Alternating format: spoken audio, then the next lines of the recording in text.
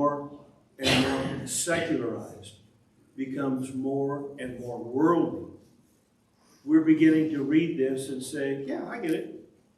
I see it.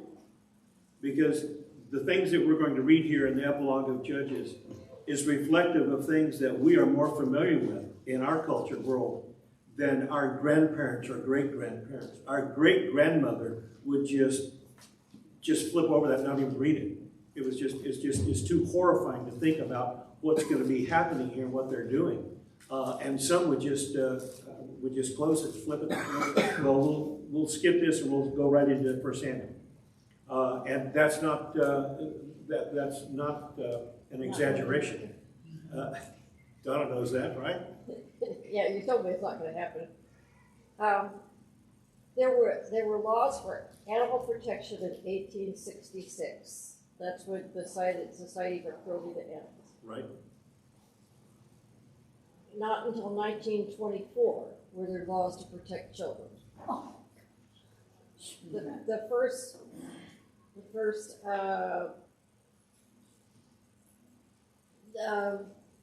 court case regarding cruelty to children was enacted under the animal cruelty law, saying at least it's an animal.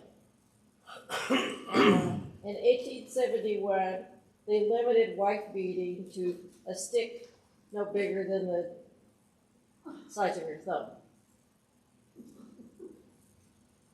In the 1970s, complaints limited to restraining orders for wife abuse, but the restraining orders were not enforced.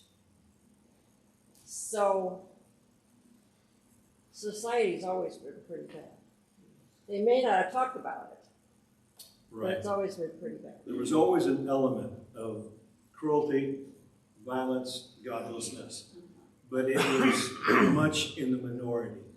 It was kind of pushed to the side with some people, where the majority of people were morally based and God-based, and the great percentage of people were going to worship somewhere on a Sunday. Sunday meant something. That's why they had in our country up until recently the blue laws.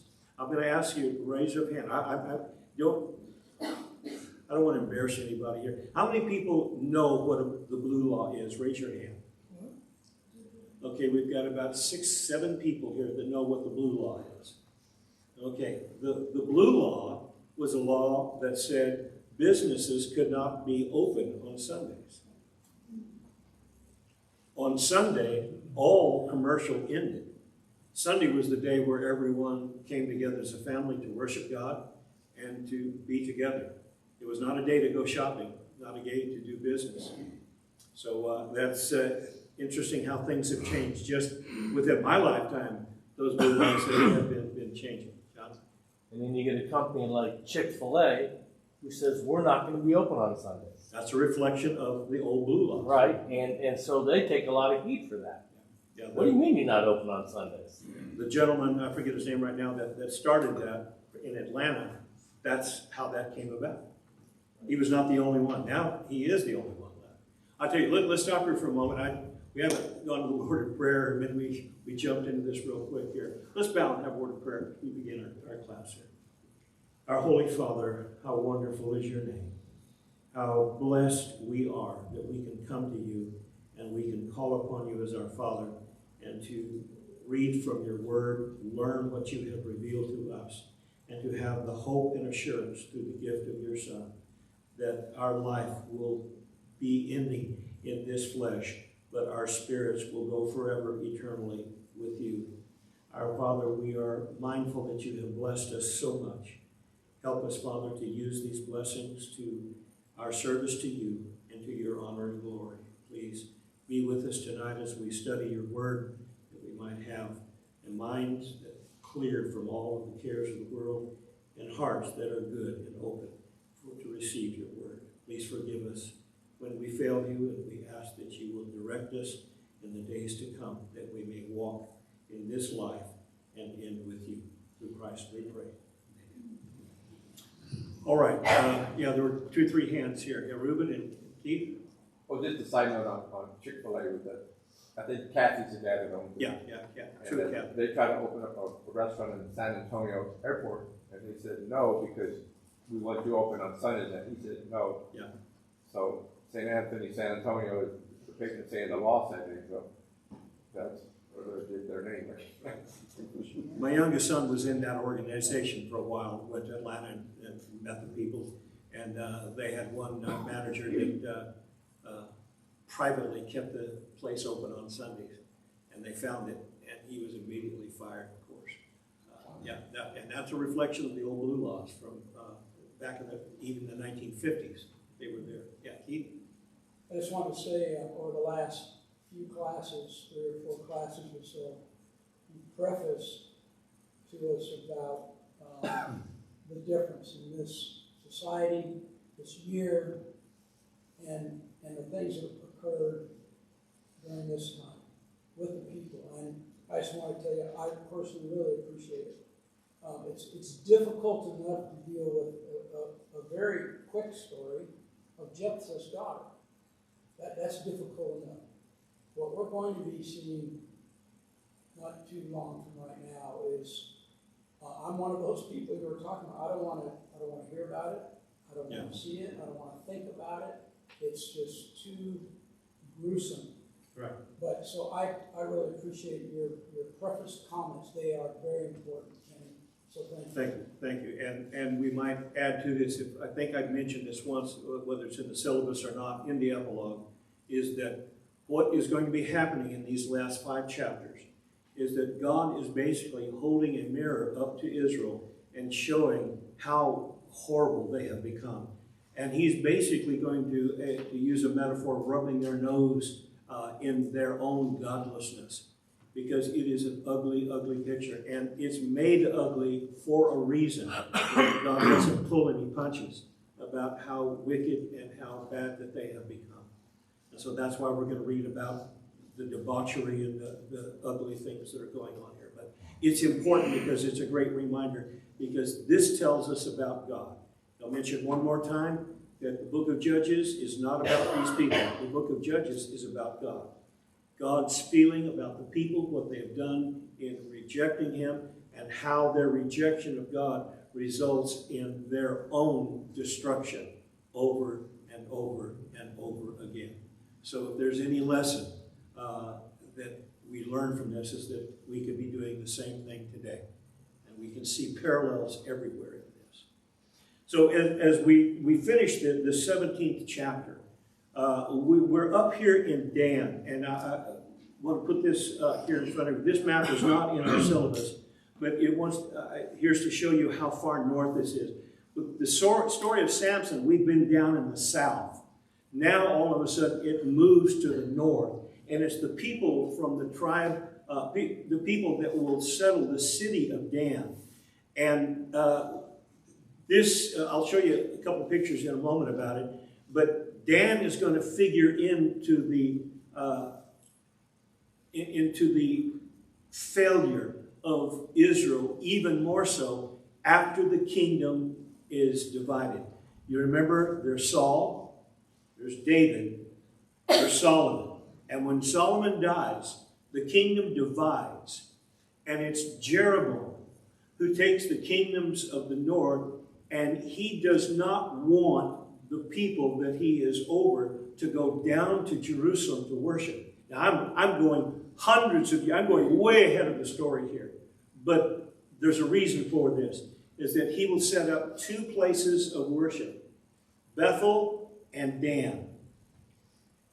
And if you've ever wondered, well, why would he choose Dan? This is just some arbitrary place. It's not. The decision of Jeroboam to make Dan a place of worship for the people of Israel hundreds of years from now is going to start right here in Judges 18. This is where it starts. It wasn't an arbitrary decision. It will be something that will have already been established in this story. Now, we have read here that Micah takes this young man from the Levites and makes him his priest. So now he thinks, all right, now God's going to really favor me. So at the end of chapter 17, here's this Micah who's made his own ephod, his own images, his own idols, all of these, and has his own personal priest. First was his son, and then was a Levite, and he said, now I'm set. Well, the story now is going to escalate here with a group of men from this region of Dan. Notice in verse 1 of chapter 18, in those days there was no king in Israel, and in those days the tribe of Danites were seeking an inheritance for itself to dwell in. For until that day their whole inheritance among the tribes of Israel had not yet fallen to them. This goes all the way back to Judges 1. So the children of Dan sent 5 men of their family from their territory, men of valor. That means these guys are soldiers. Men of valor from Zorah and Eshtaol. Remember, that's the region where Samson came from, to spy out the land and search it. And they said to them, go search the land. So they went to the mountains of Ephraim, to the house of Micah, and lodged there. And while they were at the house of Micah, they recognized the voice of the young Levite. And they turned aside and said to him, who brought you here? What are you doing in this place? What do you have here? What's going on here? So he said to them, well, thus and so Micah did for me. He has hired me, and I've become his priest. So they said to him, please, inquire of God that we may know whether the journey on which we go will be prosperous. So they're going to test him here. Would you check God with this and see if the journey we're going to go on is prosperous? And the priest said to them, go in peace. May the presence of the Lord be with you on your way. So the 5 men departed and went to Laish. They saw the people who were there, how they dwelt safely in the manner of the Sidonians, quiet and secure. There were no rulers in the land who might put them to shame for anything. They were far from the Sidonians, and they had no ties with anyone. Now let's stop right here. Coming over here to the coast, you see Tyre on this. The sister city would be Sidon. Here were the Phoenicians where they were, and they were having taken control over the Israelites. And these men from Dan said, hey, let's go find this little city, Laish here. And it was quiet. It was separated from everybody. They said, man, hey, we can take this. They're looking for land. Remember, as it started, we're looking for an inheritance. And they tested this priest. He said, is it prosperous? He said, yes. The Lord said, go in peace. And they go, all right, we got a priest. Let's go get the land here now. And what they're going to do here is in verse 8, the spies came back to their brethren at Zorah and Eshtaol, and their brethren said to them, what's your report? They said, arise, let us go up against them, for we have seen the land, and indeed it is very good. What would you do? Would you do nothing? Do not hesitate to go, that you may enter to possess the land. And when you go, you will come to a secure people and a large land. For God has given it into your hands, a place where there is no lack of anything that is on the earth. So they're going to get 600 men, and they're going to go in and they're going to take this. And the 600 men in verse 11 of the family of the Danites went from there, from Zorah and Eshtaol, armed with weapons of war. Then they went up and camped at Kirjath-jearim in Judah. Therefore they call that place Mahana Dan, that means the camp of Dan, to this day, west of Kirjath-jearim. And they passed from there to the mountains of Ephraim and came to the house of Micah. Now these men are on a roll, 600 men of valor. They're soldiers. These guys are not to be messed with.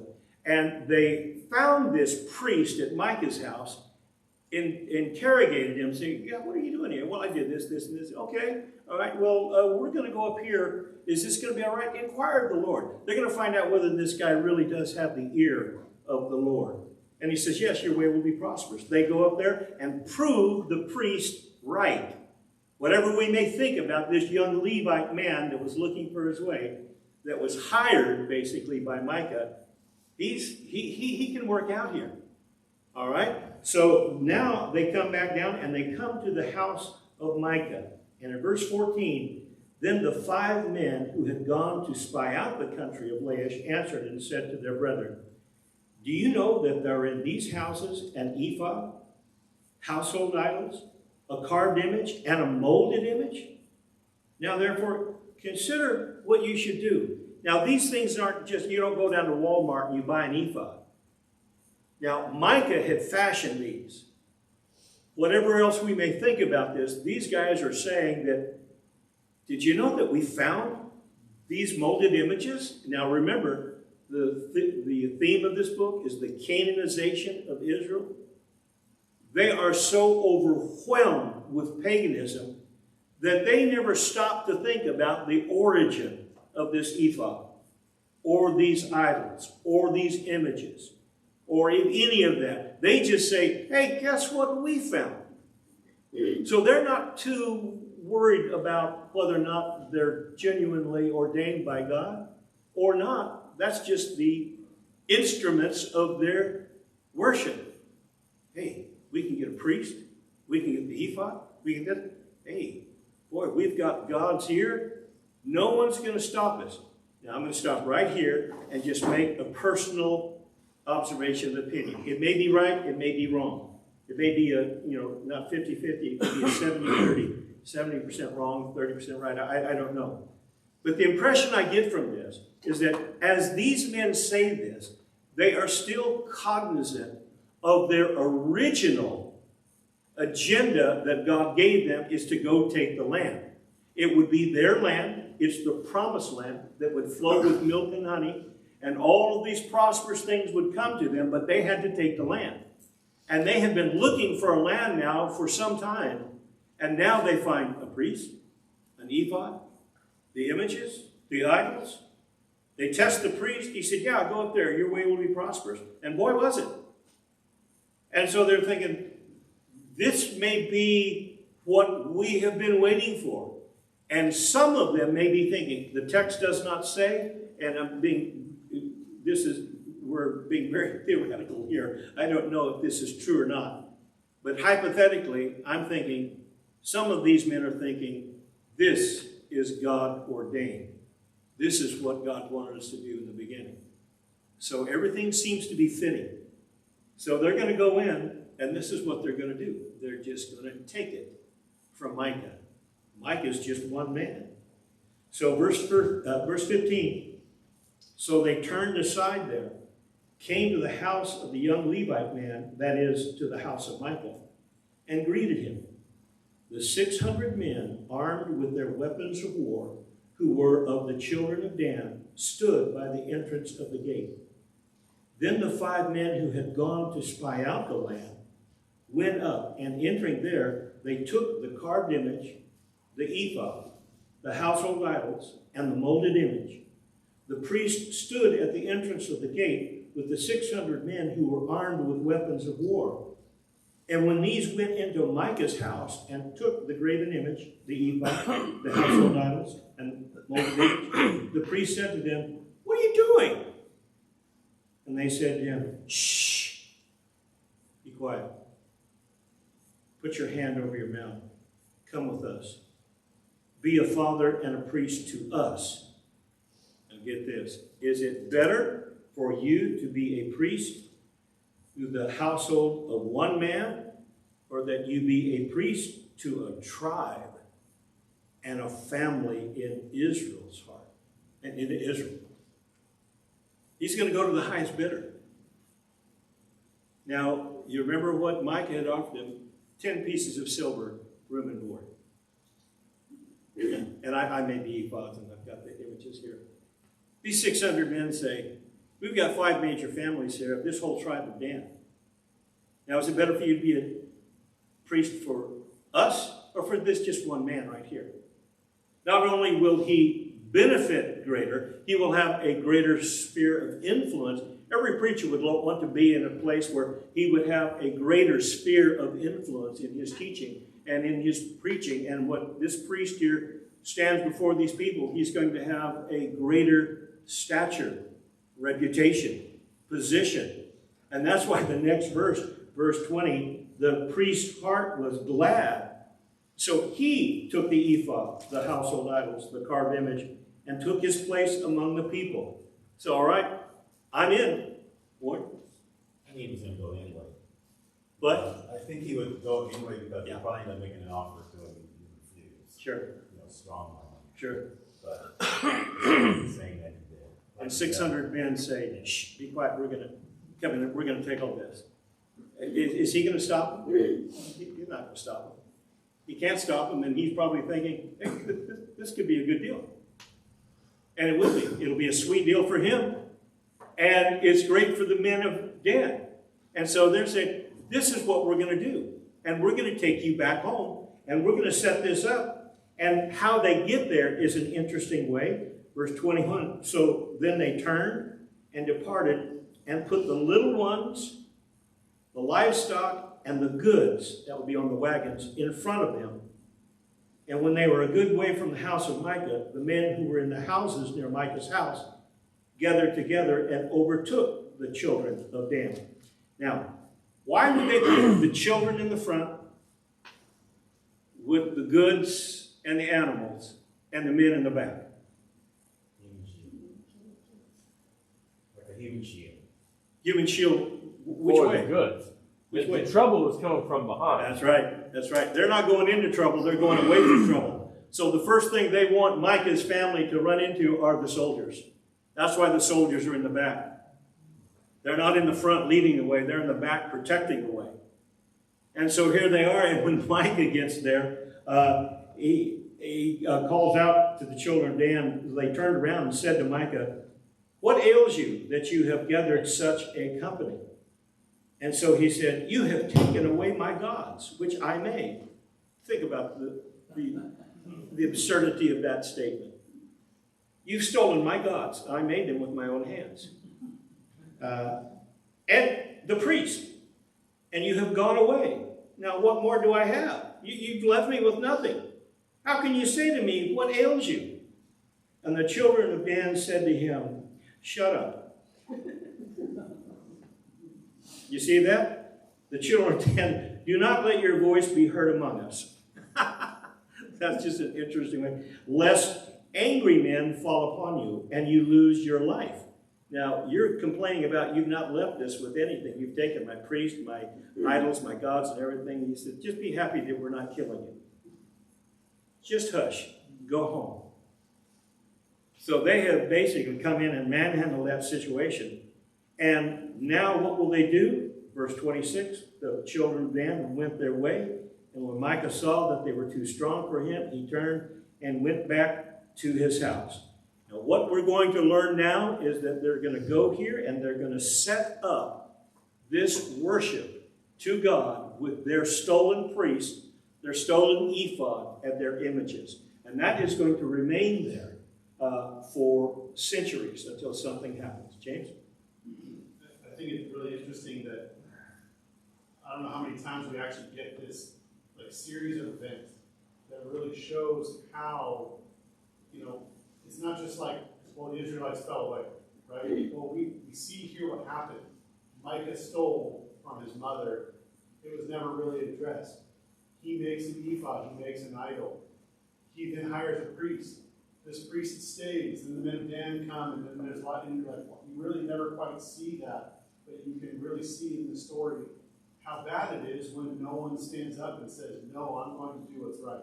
No matter what the cost is. Because no one in here has said, you know what, I'm going to stand up for what's right, no matter what it is. And it just, on and on down the line, the sins get worse and greater and worse and greater. That's right. Now, you want to hear the sermon that goes with that? It only lasts 20 seconds. Is that no one ever falls into utter depravity and rebellion to God overnight. It's layer after layer after layer after layer, and that's James' point right here. Going all the way back to Micah's mother and how he stole her money. But it's layer after layer. It's one step after another away from God. So open rebellion and apostasy against God never happens overnight. It just doesn't happen that way.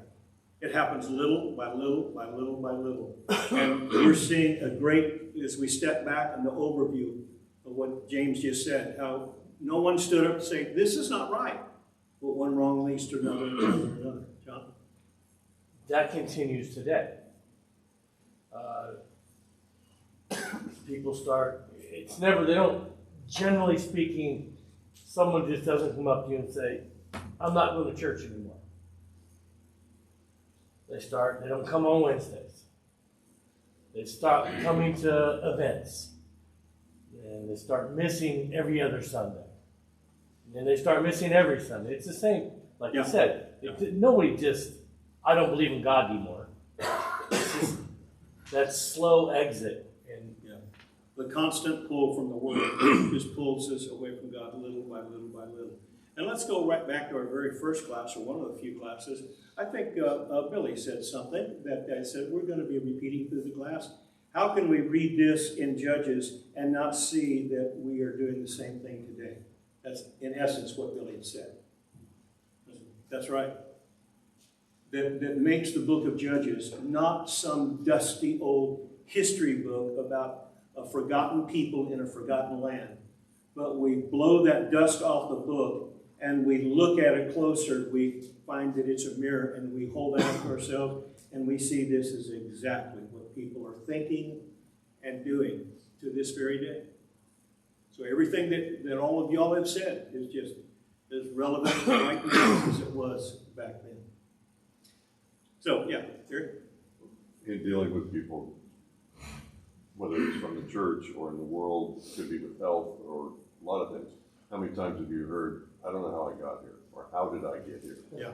And it's even deceiving yourself as you're going along that path. And all of a sudden, how in the world did I do such a thing? Or how did I say such a thing? Or how am I in this position?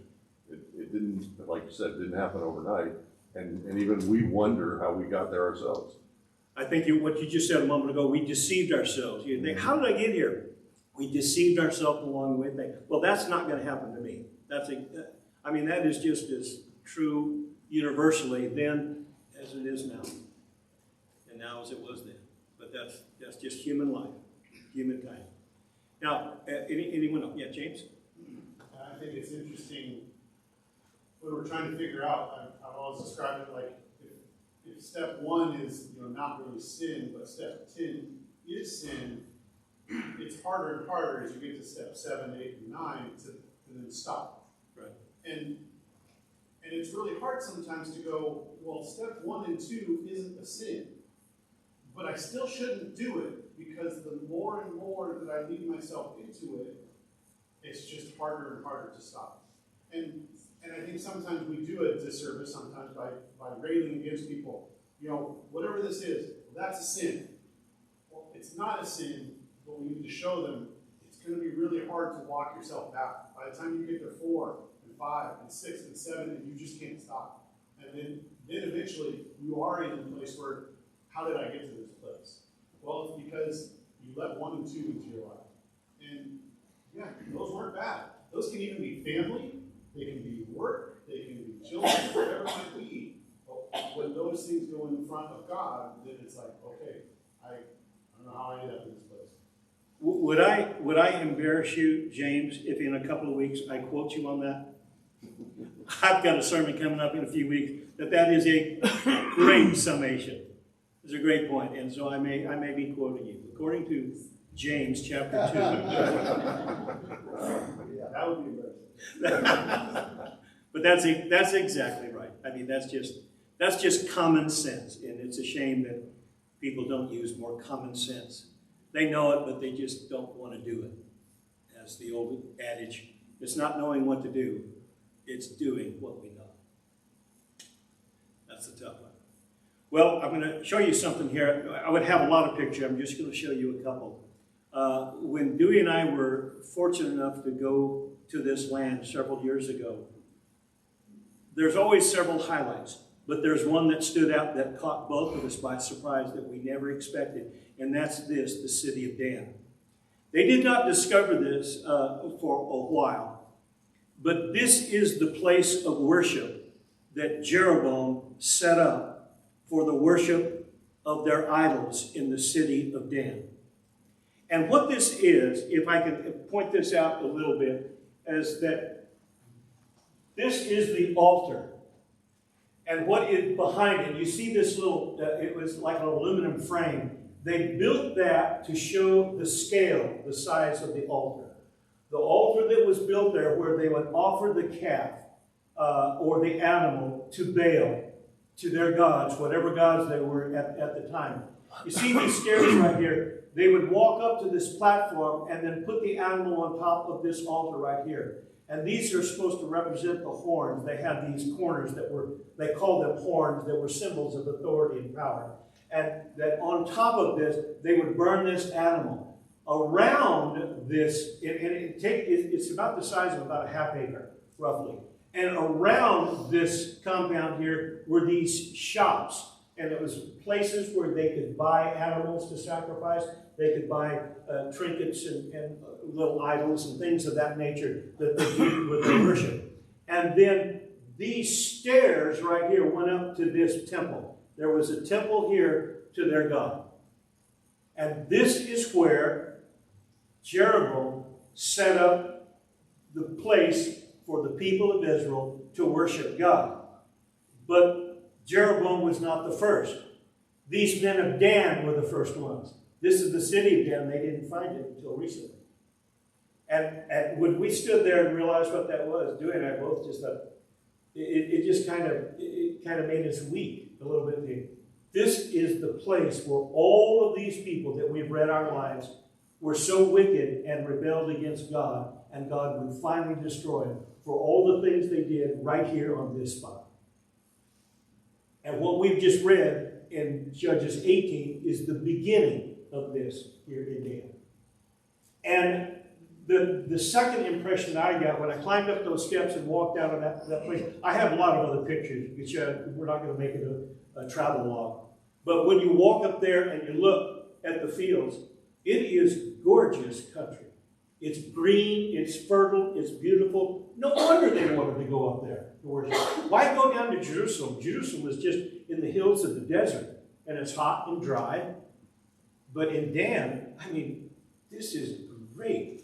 I mean, if you were going to worship God, would you rather worship God in Ocotillo Wells or Carlsbad?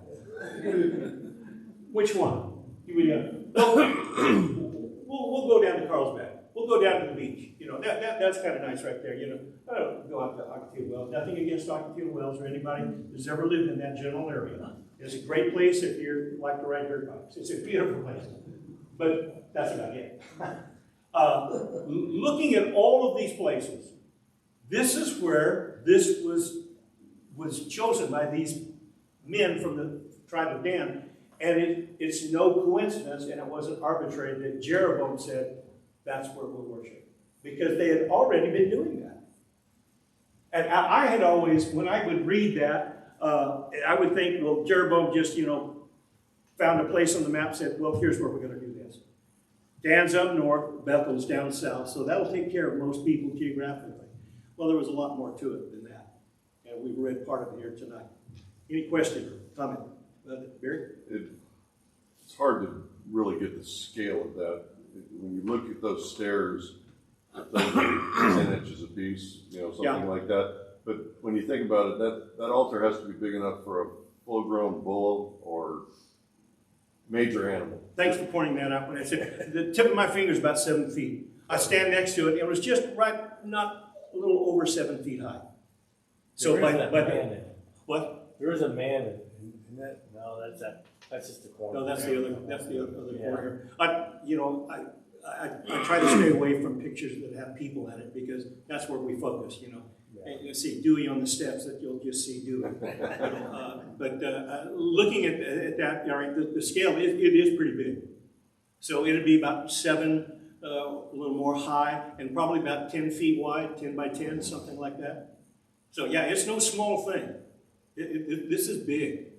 Yeah, maybe I'll find some more. I'll go through some of my files here later and see if I can find a few that gives the picture of the scale a little better. These are big stairs going up. It'd be like kind of in a Capitol building, going up into a big library or something of that nature. So this is on a fairly large scale. And interestingly enough, while we will read about things like this when we've read in stories in the Old Testament about the gates of the city, in Dan, here is the gate to the city of Dan. And the significance about the gates to the city is that they would put a chair there. That's where the king or the governor would sit. And the people would come to the gates of the city and he would judge the issues that are the day, that this versus this and this and that. And so this was the place where they would be. There would be a little canopy over to shade them there, and that area was kind of like this auditorium. It wasn't really, it kind of tilted down a little bit, and all the people would gather in there, and they would come to the king, and he would decide the issues of the day and make the laws. Yeah? Just to go back a little bit, this is something similar to what Samson ripped out and carried up the hill. I'm not sure about that one. No? Yeah, I'm The not. city I'm not sure. gate. The gates of the city is the general description of the area here. And this right here is just like a little canopy over the throne of what that would be here. The gates with Samson in Gaza had the bars and the hinges, and that was the swinging that closed. This was not for protection. This was more of a judicial place for the people. That was quite common in the ancient world. Every region, as we've already mentioned, there would be kings of all these little places around the country, and they would make the decisions for that group. And there would be a place for them to sit, and it was usually at the gate of the city at the beginning. And there would be a little place for them to sit and judge, like the bench. Well, you didn't want to go too deep into Proverbs 31 on Sunday, but it talks about her husband sitting at the gates of the city. It's a respected place. It's a place where the decisions were made for by the city council or whatever would meet. Exactly. So, yeah, and their righteousness was so well known that they were known in the gates of the city. That's right. That's exactly what that would be. Okay, anyone else? All right, back here to our text here in chapter 18. We don't have enough time to finish this out here tonight. So, verse 27, I'm going to come back to this picture so we can see this while we're reading about it. So they took the things Micah had made, and the priest who had belonged to him. Notice the priest, who does the priest belong to? It's not God. The priest belonged to Micah. Now he's our priest. That belonged to him, and went to Laish, to a people who were quiet and secure, and they struck them with the edge of the sword and burned the city with fire. There was no deliverer, because it was far from Sidon, and they had no ties with anyone. It was in the valley that belongs to Beth Rehob. So they rebuilt the city and dwelt there, and they called the name of the city Dan.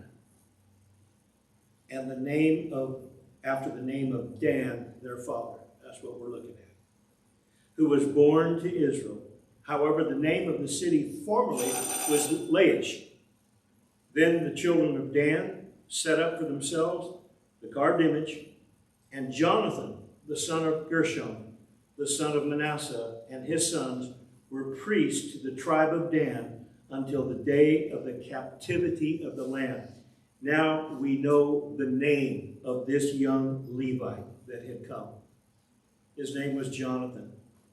And he and his sons were priests to the tribe of Dan until the day of the captivity of the land. That's when Assyria, as we read before in 2 Kings, Assyria would come and take them away. Take them captive, and that would become the 10 lost tribes of Israel. So they came to this spot, set up their ephod, their images, and they worshiped until Assyria came a few hundred years later. So this was just like the epicenter of wickedness, of idolatry, of pagan worship. And that just gives you a bad feeling about all that went on here.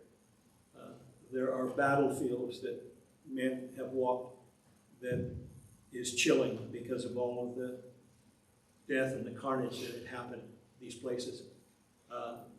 Always wanted to go to Normandy. I'm sure some of you may have. I thought what a solemn place that would be to see. I go to the USS Arizona in Hawaii, or a place like that where there was a battlefield where hundreds, maybe thousands have died. It's a sad thing, but it's sacred ground. This is anything but sacred ground. This is a sacrilege, and it stands still. Those stones there. You know, we say sometimes, if stones could talk, those stones that remain, what could they say? Nothing good.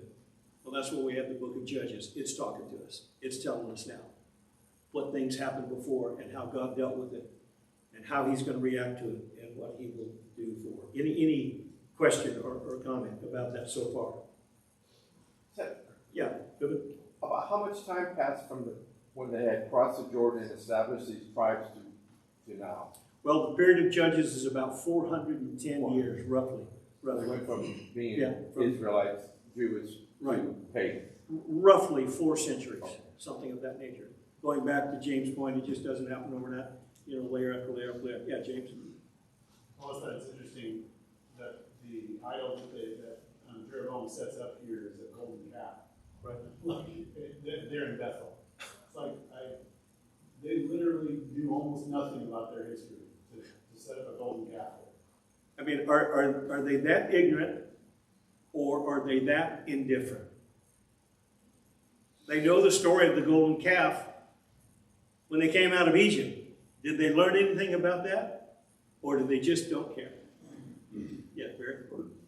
It also shows that the Levites, the priests, in this particular case, weren't real picky about which god they chose or served, because they had Micah's graven image there while the temple of God was in Shiloh.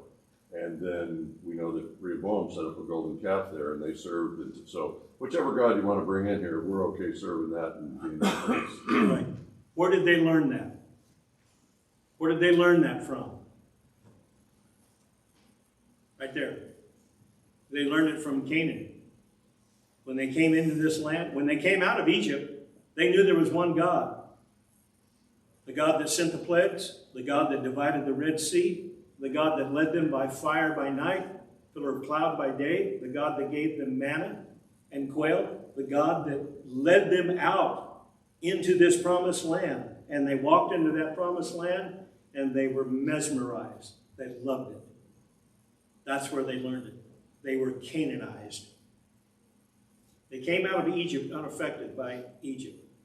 To an extent, though some would argue, they missed the food. They complained about, the leeks and the onions and all the good food they had back in Egypt. But they knew who their God was. Here, they had no idea. Julie? I have a note in here that the word Manasseh in some old ancient manuscripts is Moses. And Gershom was the first child of That is Moses correct. and Zipporah. So would that make him? Yes. Is that where the Levite thing could possibly come in because of Moses and Aaron Yes. and all of that? I believe you're right. I'm glad you brought that up. Yes, that would be they could trace it back to the family of Moses, not to Aaron, but to Moses. That's exactly Is right. Manasseh the one, the Joseph, the two that? Yeah, Ephraim and Manasseh. Yeah. Right. Yeah. Yes, that's right. Okay, was that the second or first? Second. Are we going to have a third one tonight? All right. We could. Well, thank you for your good attention. We'll pick up there Sunday morning.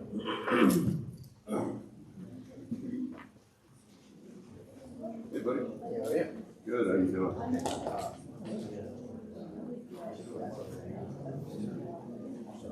I'm fine with it. If somebody, did you see my email today? Yeah.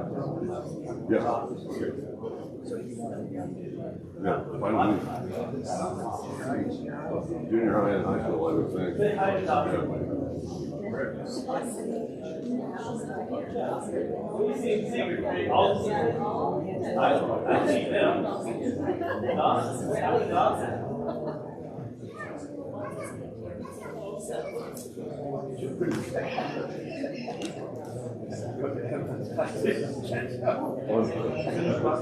Some of the questions I have, like, She knows it. Israelite. She knows it very well. Yeah, she has. She's taught those stories. I've only had She just has studied Yeah. Set it up. Oh, the marching around the wall.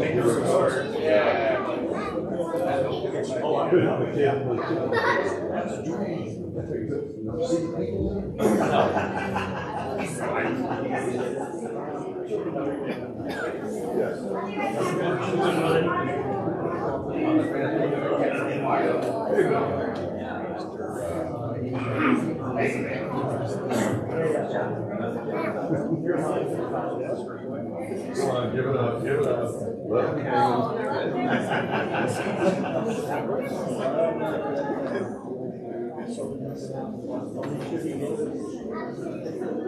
It's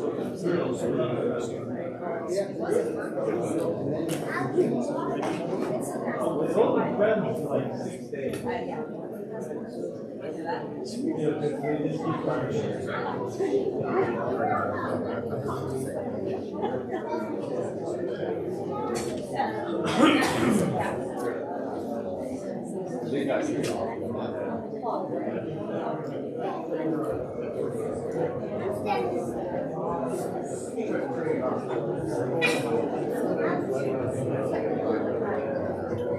Yeah.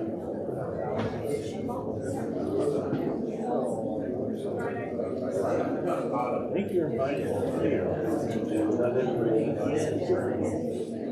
But I'm not even sure of that. I wasn't even. What's up for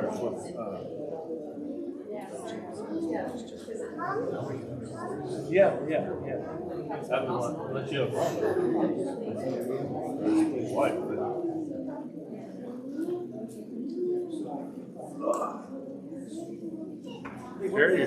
you're sounding old like me.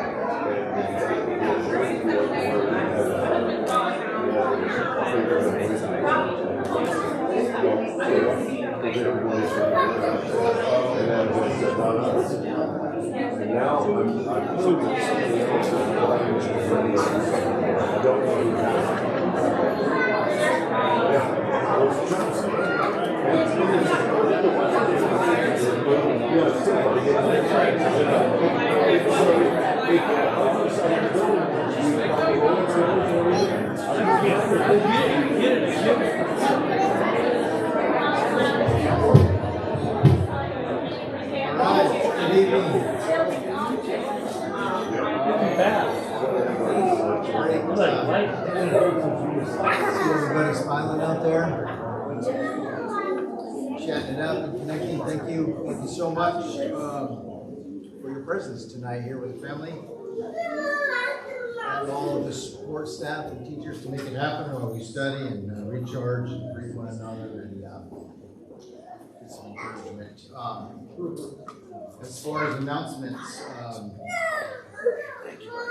remember potluck is on May 26th here, right after services, and that's going to be for the Howells.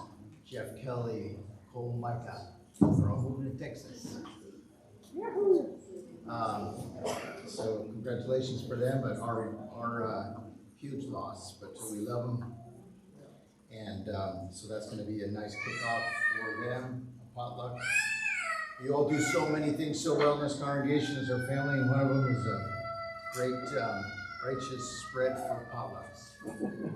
So keep up the good work. Thank you for that. Lisa and Wyatt are still out of town for about, I think they're coming home late next week. So remember them. Tomorrow there's a ladies class here at 10 a.m. I think 10 a.m. Yeah. So yeah, see Linda if you need more information to get together with the ladies, and also at the same time for the males and men or boys, please see John or Keith for more information. I think they meet out on the patio tomorrow at 10 a.m. Okay. I'm going to read something here about something that was just brought our way. This is Canyon View Church of Christ, they have a youth summer kickoff rally Saturday, June 1st. It's a Devo, tacos, games, fellowship. We're going to put up the flyer, but that's Saturday, June 1st from 3 p.m. till 6 p.m. So we just got that came across the wire. We'll put that out soon on the foyer.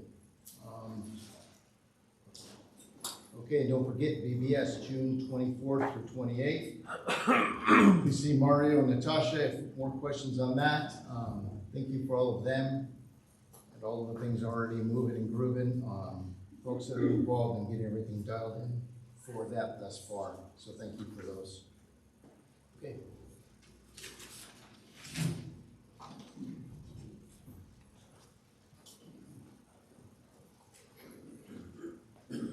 If you would, let's be standing as we sing our first song together.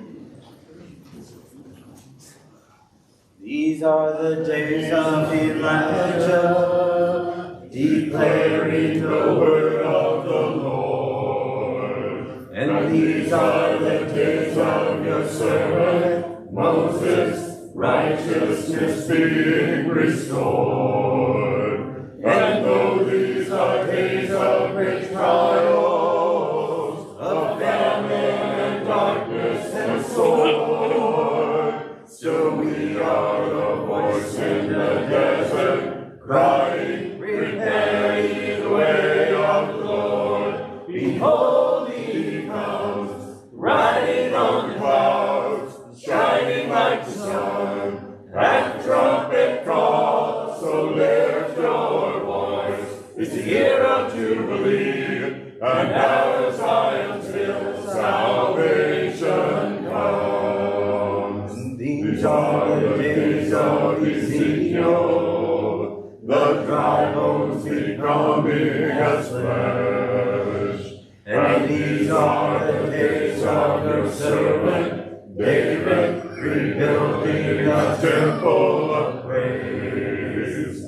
And these are the days of the harvest.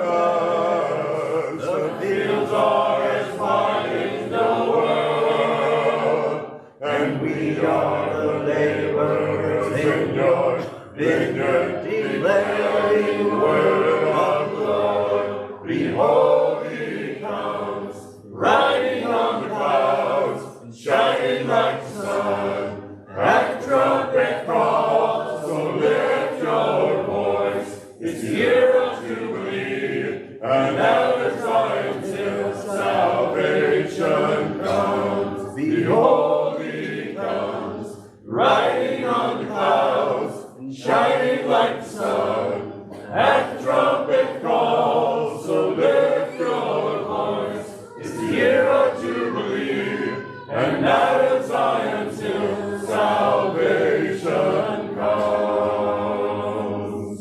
And then be seated.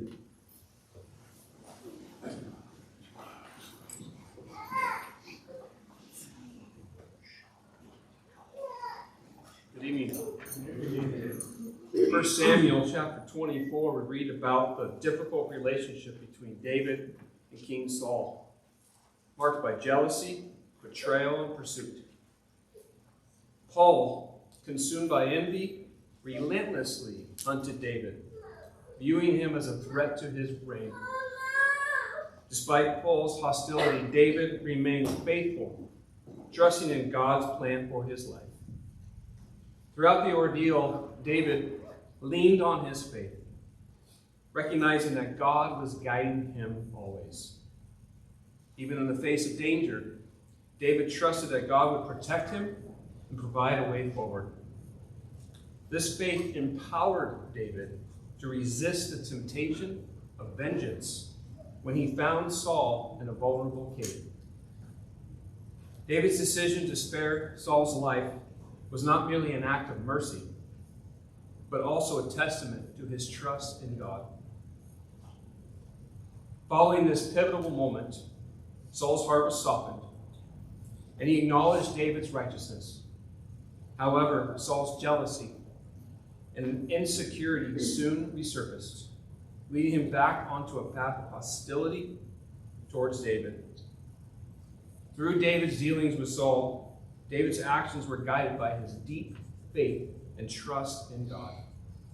Despite the challenges and betrayals he faced, David remained steadfast, knowing that God was always with him. The story of David and Saul serves as a reminder of the power of faith and the influence of God's guidance in our lives.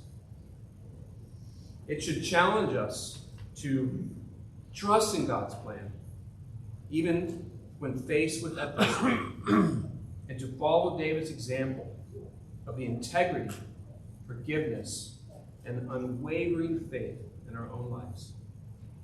If you have any needs, please stand as we sing.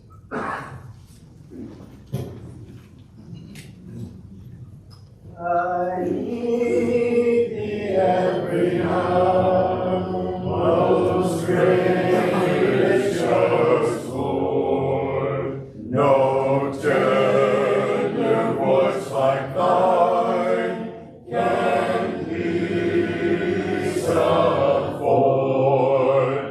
I need thee, I need thee.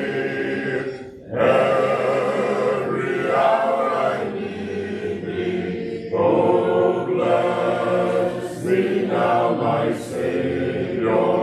I come to thee. I need thee every hour, most holy one. Oh, make me thine indeed, thou blessed Son. I need thee, oh, I need thee. Every hour I need thee. Oh, bless me now, my Savior. I come to thee.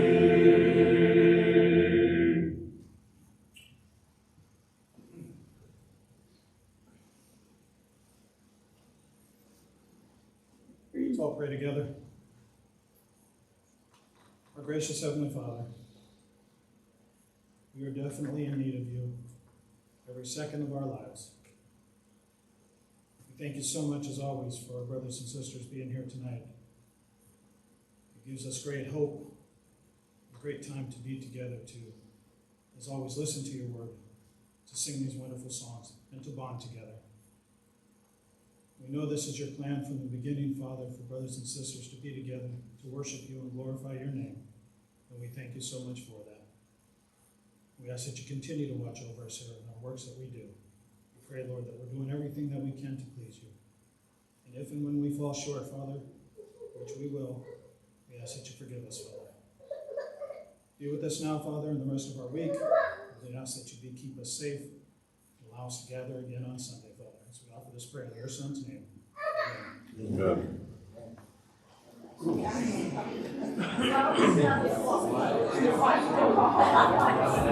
pretty.